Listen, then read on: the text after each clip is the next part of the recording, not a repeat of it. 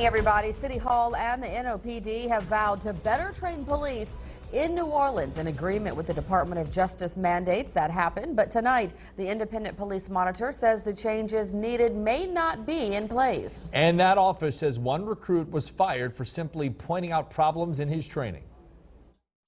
And he talked to his direct supervisor about an internal problem, as is expected of him.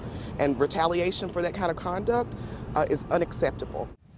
And the problems may run deeper than just retaliation, as this situation has been referred to the feds and the city for an investigation into how new cops are being trained. WDSUI team reporter Travis Mackel live now at 6 with the allegations that the NOPD field officers are tampering and possibly falsifying public documents. Travis? Scott, the Independent Police Monitor says what her office has seen so far is not only troubling, but if proven true, criminal charges could follow. We're extremely tired.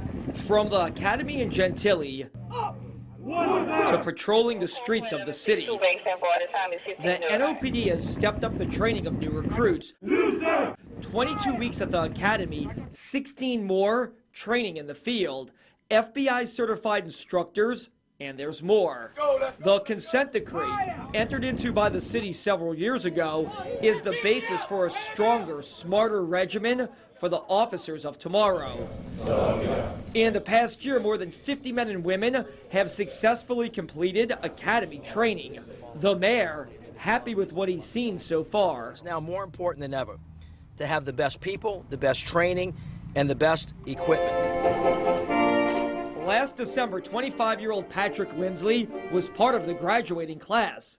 Here he is being congratulated by Mayor Mitch Landrieu at a ceremony at Dillard University.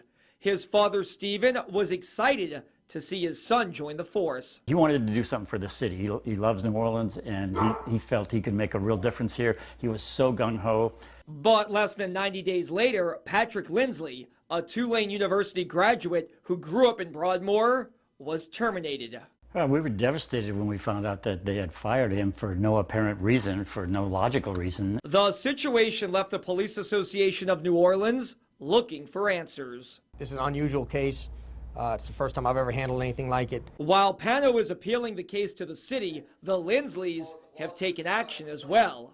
They went to the Independent Police Monitor with allegations of wrongdoing by field training officers, the cops who were supervising Patrick. There's definitely some malfeasance in office going on here. While that is yet to be proven, the IPM takes the matter seriously.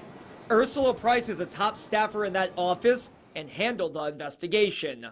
Lindsley started his field training in the NOPD's 6th District, where she says he received rave reviews. Then he headed to the 3rd District and the problem started. She says it appears an FTO, or field training officer in the 3rd District, may have steered Lindsley down a dangerous path. The officer had encouraged him to fudge some reports about things that he didn't actually know about, and encouraged him to leave calls for service without being as thorough as he had been trained to be. Price also says each recruit in field training is supposed to be scored daily, an evaluation of his or her performance, 1 for a bad day, 7 as the high. She says that wasn't done when Lindsley was in the 3rd District, and instead, an FTO may have gone back and graded him in bulk, a potential violation. Lindsley told the Police Monitor when he reported the issues, high scores were later changed to low ones. If that proves true, Price says that's falsifying public documents.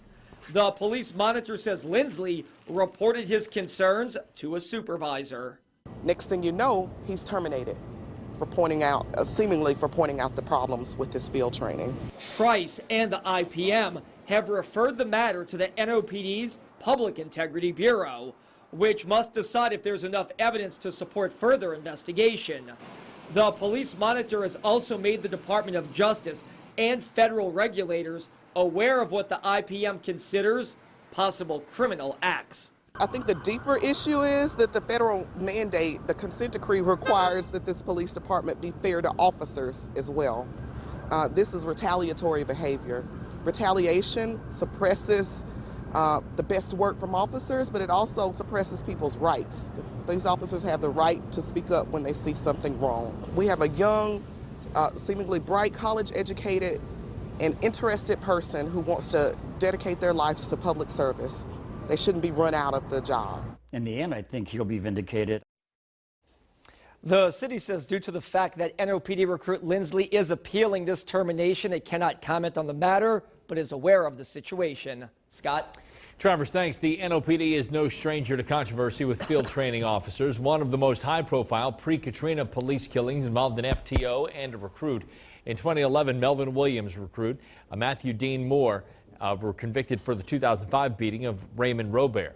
Williams was Moore's FTO. Both remain in federal prison for the death of Robert and for later covering up that crime.